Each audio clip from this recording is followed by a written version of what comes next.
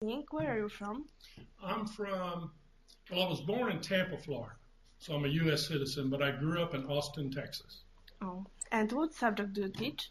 By education, I'm an American historian. My specialty is post-World War II America. So essentially the period from 1945 through the 1960s. And I study social cultural history. So I call myself what we consider a cultural historian. More than there's other things. There's political historians and economic historians and so on and so forth. I consider myself a cultural historian.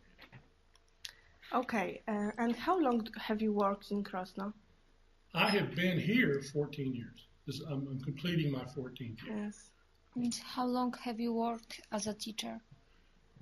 This is my 28th year.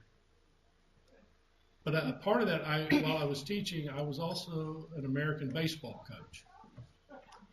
Why did you decide to come to Poland? I was invited. Really?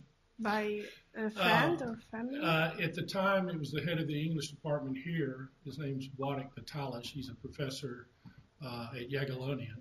I had met him the year before at the first Holocaust conference they had at Jagiellonian in Krakow. They did it in conjunction with two American universities. One was the one I was doing my doctoral studies at the time, Texas A&M University. And my supervising professor there was the one who invited me here the first year. And I met Dr. Vitalis, and the next year he invited me to come teach. And to be honest, I said, I can do anything for 1 year, you know. And so, yeah, I accepted it, and I liked it, and I stayed. 10 years. 14. 14. And by the way, I live in Krosno. I don't consider the United States my home anymore. And what do you think about Krosno? I love it. And I have a question. Can I ask you a question? Yeah. Yes, of course. Why are Poles amazed that I like Krosno? It amazes me. Because we think it's a small city. It is, so what? We want to live in a bigger city. You're young. I've lived in big cities. Austin, Texas, where I come from, is the area now is almost 1.5 million people. So it's a big place.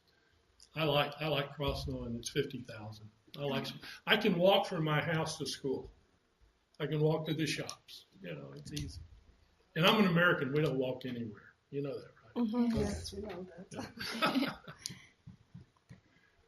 that. And what do you think about the Polish system of education? It's different from the United States system. And my students are always asking me about this. You know, are we smart or Americans smarter? And they're different systems. The Polish system is one I grew up in because as I said, I'm older, and I grew up in the rote memory system where you go to class, you're told, you're given things, you memorize it, you ingest it, and then on the test you spit it back out. Do you understand what I'm saying? The American system grew out of that, and it became a little different where you analyze more, you are asked to write your analysis. This is history, what I know best. And so they're different systems, but they both produce very smart people. And so it's not one is better. It's not this kind of thing. They're just different, you know.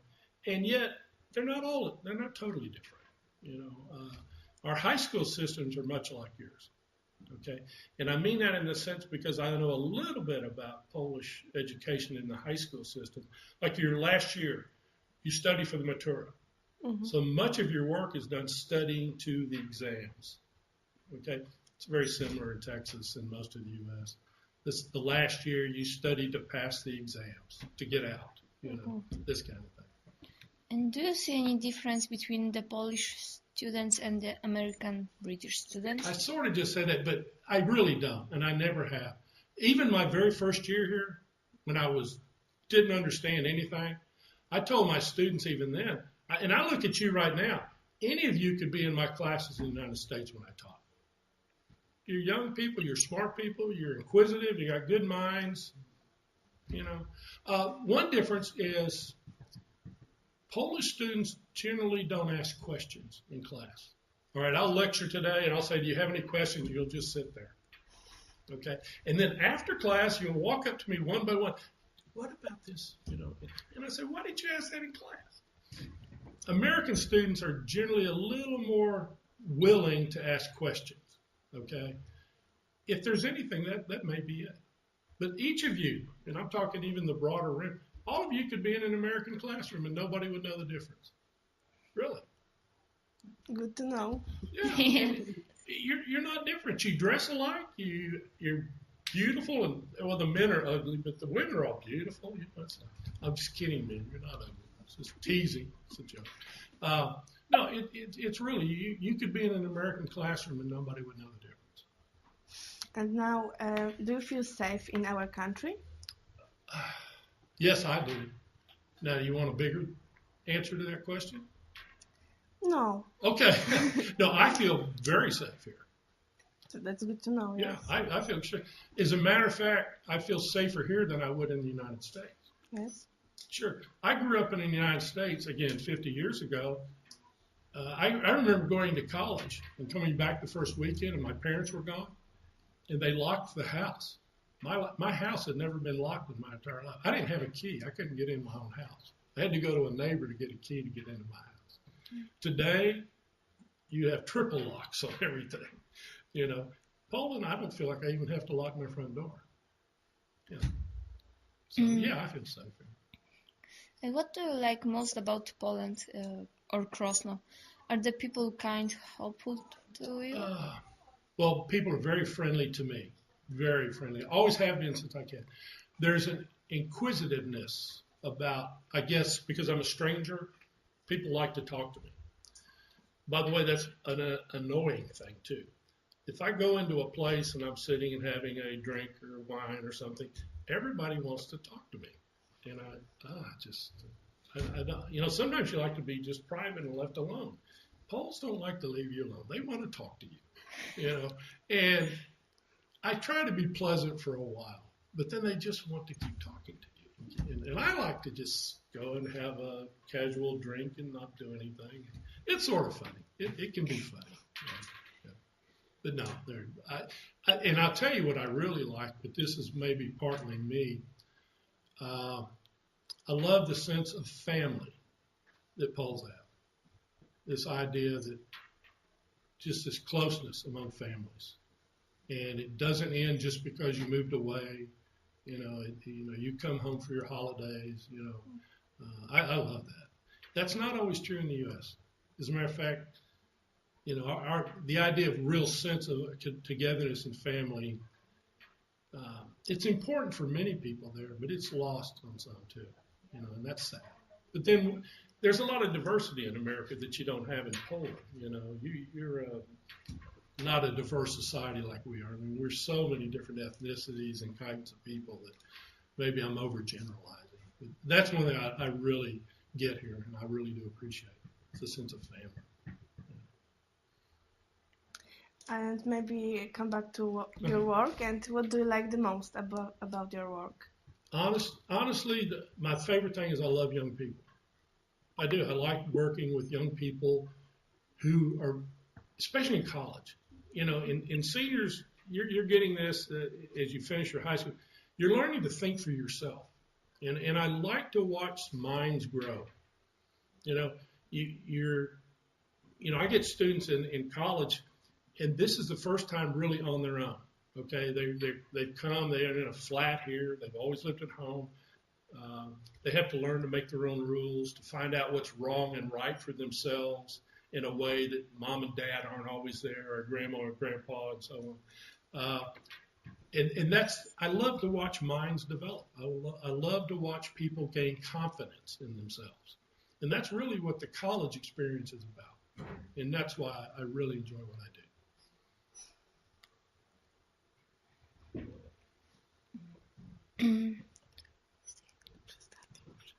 And how did you find yourself in the new surroundings after coming to Poland? What was the biggest problem you faced, and how about the language barrier? All right. Well, first, as I said, I've lived here 14 years, and I'm totally honest, my Polish is terrible.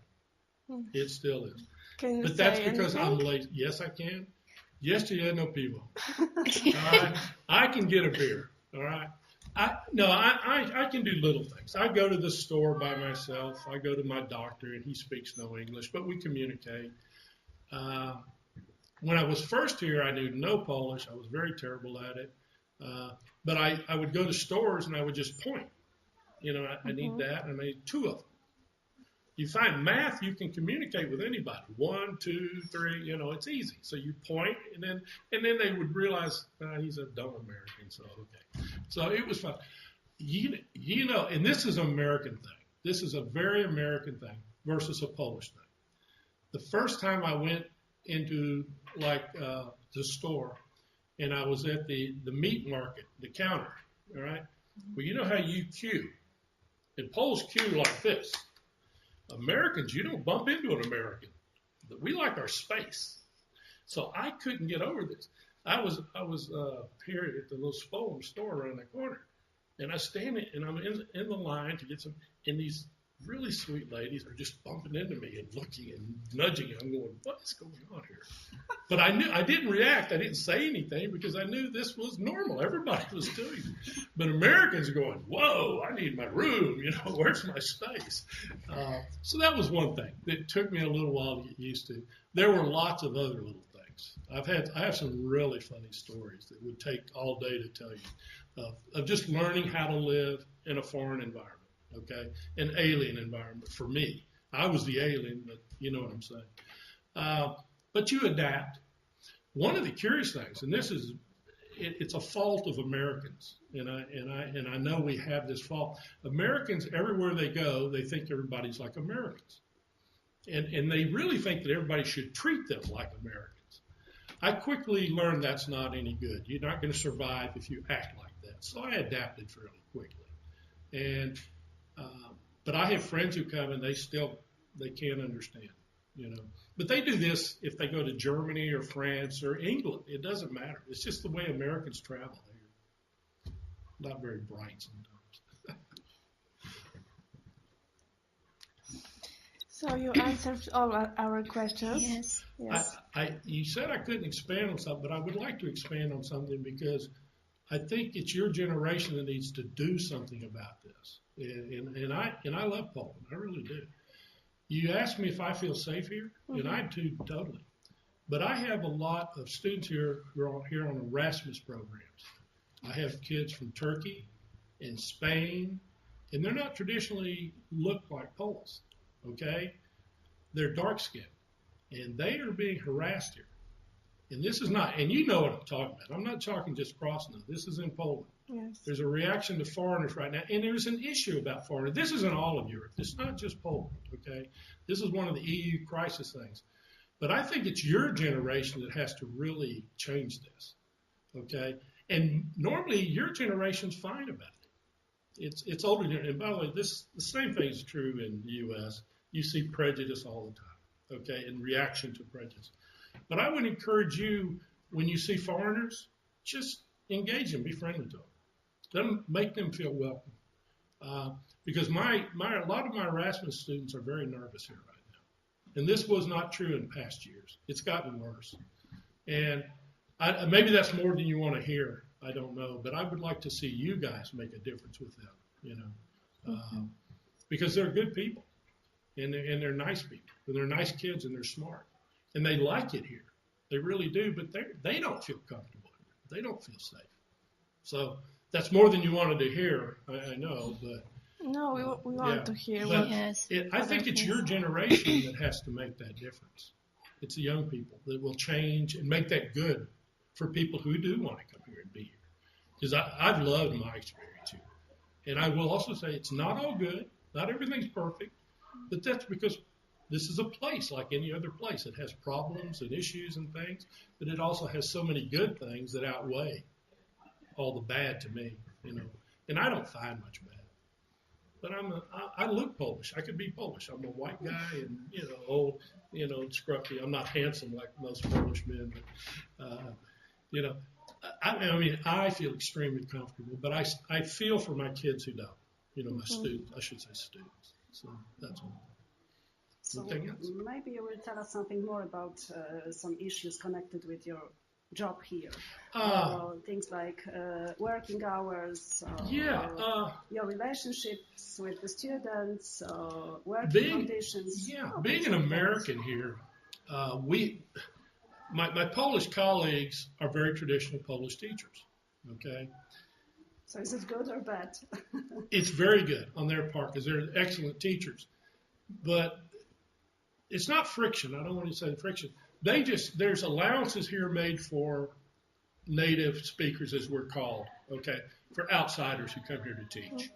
There's a difference between the Polish, or excuse me, Krosno teachers and our Krakow teachers that come. Difference in attitudes and how they do classes. I'm very open with my classes, very informal, very friendly with students. Most of my Polish colleagues are not like that. They're more formal, and I respect that. Okay. I will also tell you, not all American teachers are informal. Some are very formal. Okay. I'm more an exception. I'm very informal with students. Part of it's I'm older. Part of it's I don't have a traditional process in education. I've been teaching 28 years, but 10 years before that, I was in private business. Okay, I was doing other things in life. I didn't come here as an academic into the education process. I came as a businessman. And so I didn't look at education like somebody who had gone through 12 years of high school, 4 years of college, and then, post-grad classes, and then right into teaching. I was in the outside world. I did all kinds of things. So for me, I have a different attitude about what I'm doing with people than all teachers, not just Polish teachers. Because like I said, there's plenty of American teachers who are very formal in what they do. So that's one thing. As far as bureaucracy and administration and education, that's everywhere. It doesn't matter. There's always paperwork. There's always meetings.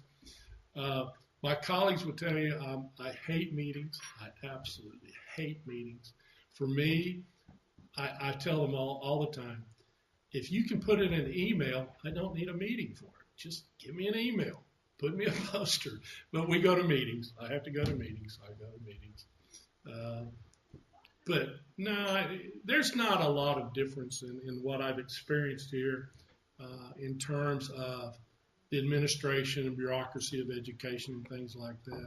How we administer it and things like that, how we administer it and things like that can be a little different. But as I said earlier, there are some differences in the two education processes and systems, but not that much. Do you ever miss your business job?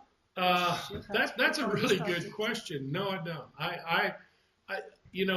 I will, for all your students here, don't think, and this is something contrary to what your teachers are going to tell you for the most part, and I know your parents tell you.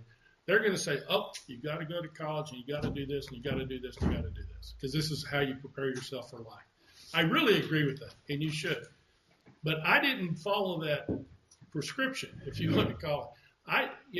I went to school originally to be a lawyer, and then I changed into business, and then I came out and I was in business, and I hated it. I didn't like. I was very good at it. I made money, but I didn't like it, and I just, in the middle of my 30s, I decided I wanted to go back and be a teacher. And that's what and actually I went back to be a baseball coach and teach in high schools. Okay. We have amateur athletics, like very competitive in the United States. You don't have them anywhere near that here. But while I went back to school to finish a degree that I didn't finish correctly the first time, I got into, I was coaching a little baseball, and I met a professor at this small college that I was at, and he encouraged me. He said, you're good in the classroom. He let me teach classes and stuff, and he said, you need to do more than just be a coach. And so I went on and finished my undergrad, and went on and got my master's, and I went on and did doctoral studies, and now I'm a full-blown historian, and I love it. And teaching is what I was meant to do. Some people go into it as a career. For me, it was a good passion, and so I like what I do very much. I would advise all of you that whatever you do, make sure it's what you like. Don't force yourself to do something you don't like. It's not a good choice for anyone. because your life will be happier if you do what you can. Now, I had opportunities to do that. It's like coming to Poland. A lot of people couldn't just pick up their family and come. Okay, I had no family. I had no children. I wasn't married, so it was easy for me to make an adjustment to come here. Okay, that wouldn't work for everybody. Not everybody would be able to do that. So I was very fortunate in that sense. I'm less fortunate in the idea that I don't have the children and the big superstructure family and everything. But that was my life choice, and it's been fine. And I always thought women are much smarter than me anyway, so they're too smart to marry me. And do you think you will ever come to USA? No, you never know what tomorrow will bring, as they say. I'd never intend to live in the United States of America, really. My friends know this. My friends think I'm crazy, but I always go, to me, it's not places, okay? I miss my friends. I don't miss the United States. If I were to leave Poland, I don't know where I would go. But I wouldn't miss Poland, but I would miss all my friends I made here. Does that make sense to you? My friends, people are what's important to me, not places. Okay? And I love Poland. I really do mean it. But if I ended up in Germany tomorrow for whatever reason, I'm sure I would love it because I would be teaching. I would be doing what I love. But I would miss my friends here very much. Okay? I miss my friends in the U.S. a lot. So, but I don't miss the place anymore. I know what it is. I go back. I visit. I go back every year. I get there for, I usually go for about a month, and I'm there for about 8 or 10 days, and I'm ready to come back. And when I get back, I feel like I'm coming home. Okay? When I go to the U.S. now, I feel like I'm going for a visit. Really. I'm coming home when I'm on the return trip. And I really mean that. That's not just, words. I live in Crossing. This is where I live, and this is where my friends and family are that I consider. And I have a Polish family. I should tell you that. I have a former student who's like my daughter. She calls me her tato drugi. I'm dad number 2, and she has a son now, and he's going to call me grandpa. And I consider him my grandson. So I got a family. Yes, I do. You want to see his picture? But yeah. So that's how I see it. And again, I'm an individual, so what I say and how I see life is the way I do it. Other people might answer the questions entirely different. Mm-hmm. Which things connected with your job you like best? Which are most satisfying? Well, like I said, the students. I like teaching. I get real pleasure out of teaching, and it's the reaction of students that gives me the pleasure. There are things I don't like. I mean, I'm teaching sometimes. Students can be frustrating, okay? As much as I love you, you guys can be very frustrating. Yes, okay? we know that. And I think the most disappointing thing about what I do is seeing somebody full of potential and not do something with it. I hate seeing a student who just, for whatever reason, and I know a lot of them are personal. Things are going on in the family or, whatever. But you see a student not using their full potential. It just drives me crazy. Part of that's my baseball coach thing, too. It used to drive me crazy when I couldn't get a player to play to his full potential, So that's probably the most disappointing thing about teaching. And it's not for me. I'm sad for the person, But I also will tell you, I've seen people like that, and then I meet them 5 years later, and they're wonderful. They found what they wanted. It's just school wasn't their passion or whatever. So, it's in it for everybody. Everybody will find their road if they hunt, and search for it hard enough. That's the way I look at it.